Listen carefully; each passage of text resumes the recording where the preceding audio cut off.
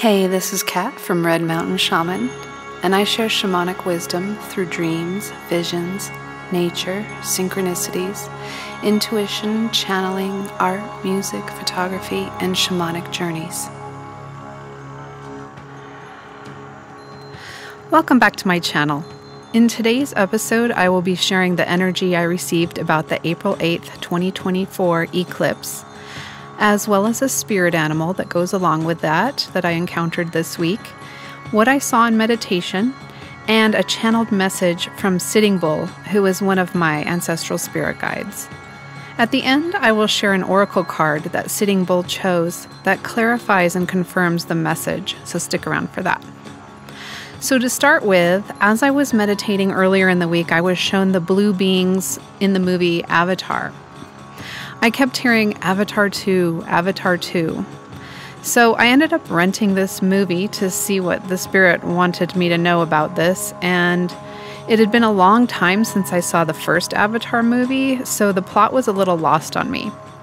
However, the characters kept talking about the eclipse. I was not going to make a video about the eclipse today because there are hundreds of videos already out there about it.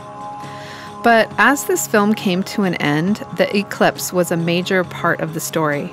So I took the hint from Spirit that I needed to talk about it.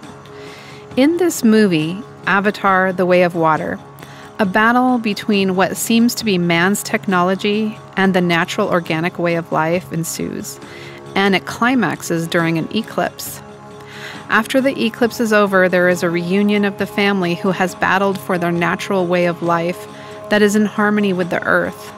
Man's technology and assault on nature literally goes down in flames. This is the trajectory I hope that our planet is on. I am all for technology, but I personally feel like tech that is in alignment with the natural earth has been suppressed in exchange for profiteering. And what we will see in the future is a renaissance of creativity and advancement and development in new inventions, or the uncovering of technology that has been bought out and stolen or hidden from us. So the next thing I encountered was a kingfisher on my Facebook feed. Then I did a pick-a-card reading on Cosmic Kin's channel, who I think is a really gifted, intuitive reader, and I highly recommend his channel, by the way. This timeless reading was called What Does the Sun Want You to Know?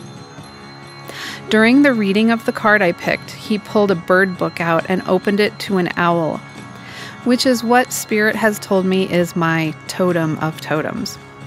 Then he randomly opened the next page to a beautiful kingfisher.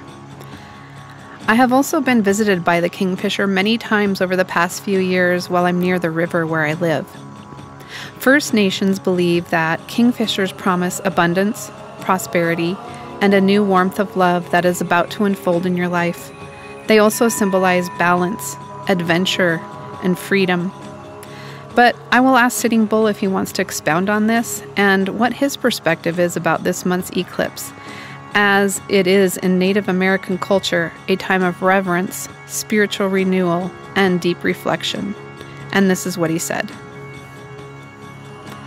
2024 eclipse, spontaneous healing, akashic memories, DNA activations, and support of soul gifts.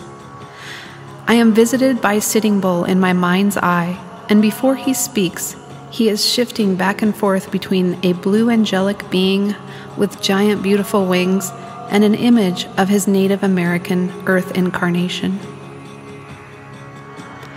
Greetings, beloved friend and comrade.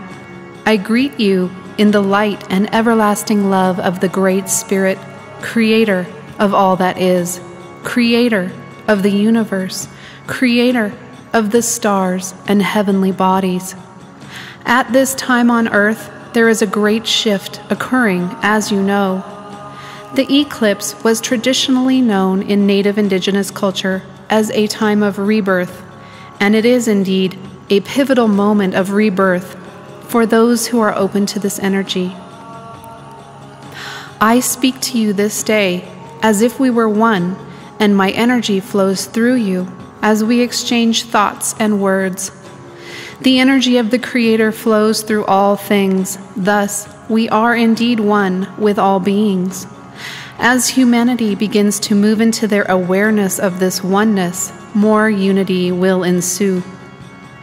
As beings of Earth begin to understand this concept on a deeper level, there will be less and less tolerance for war, hate, poverty, and systems within your society that stunt this blessed oneness. I use the word comrade, as do other beings of light, as we address you, because we are indeed your comrades in this spiritual shift of consciousness upon your planet.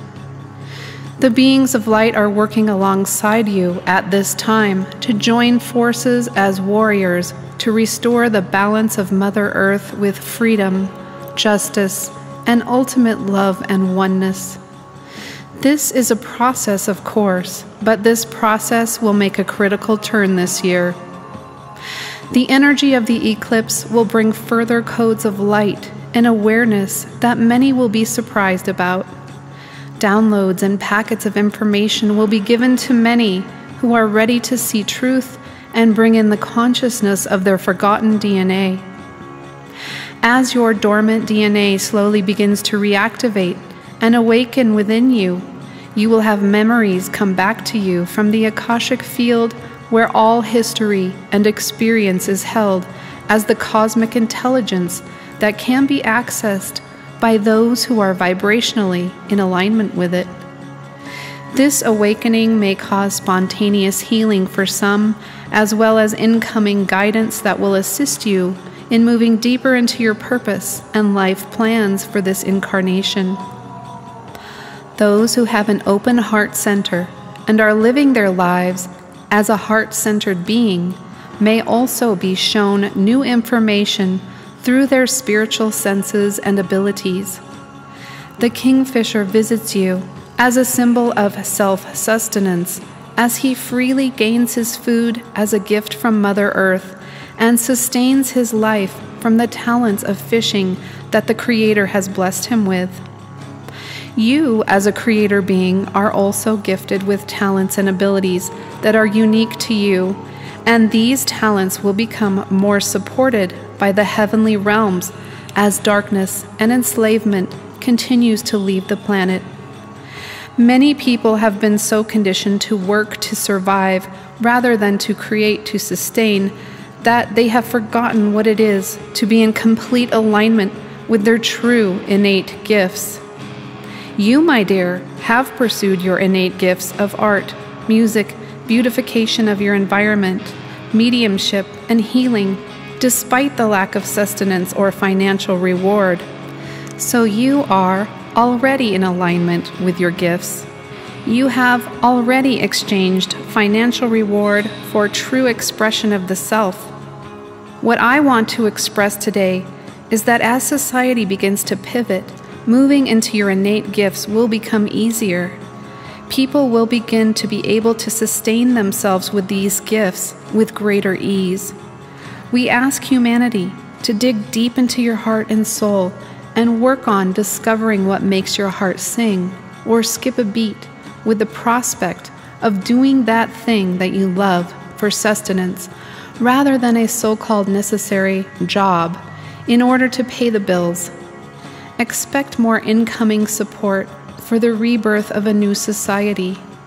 As the saying goes, Rome was not built in a day, but rest assured that it can be dismantled rather quickly in the swoop of the Creator's plan, as the Vatican is on its last legs and the curses of the Roman Empire are now being dissolved and transmuted with the all-powerful solar codes of the great I Am.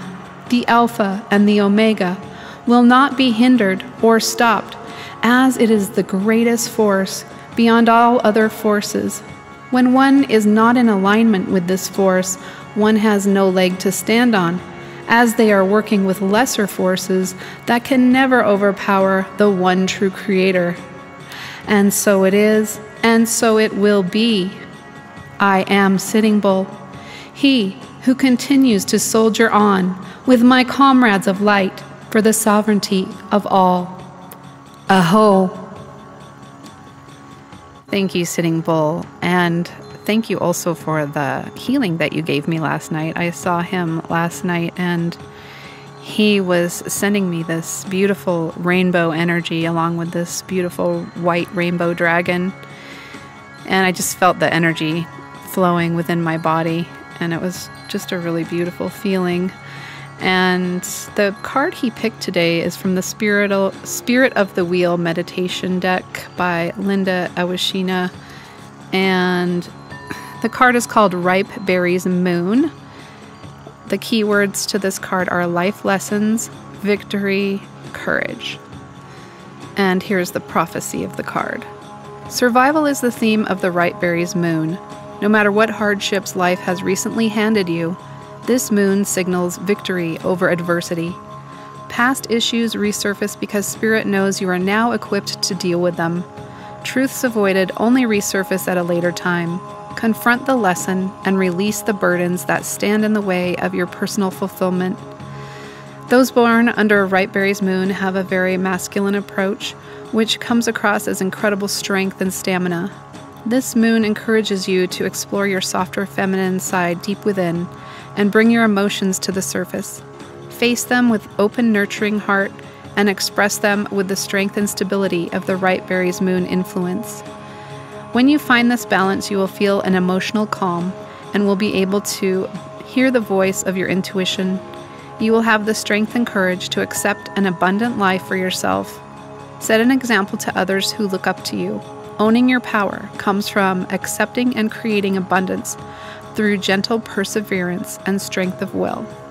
And the prayer of the card is, help me to have courage and strength, Great Spirit, to confront lessons as they arise and to accept the rewards from my accomplishments. So I feel, for me personally, the first eclipse was the moon eclipse, and that felt like very much a release.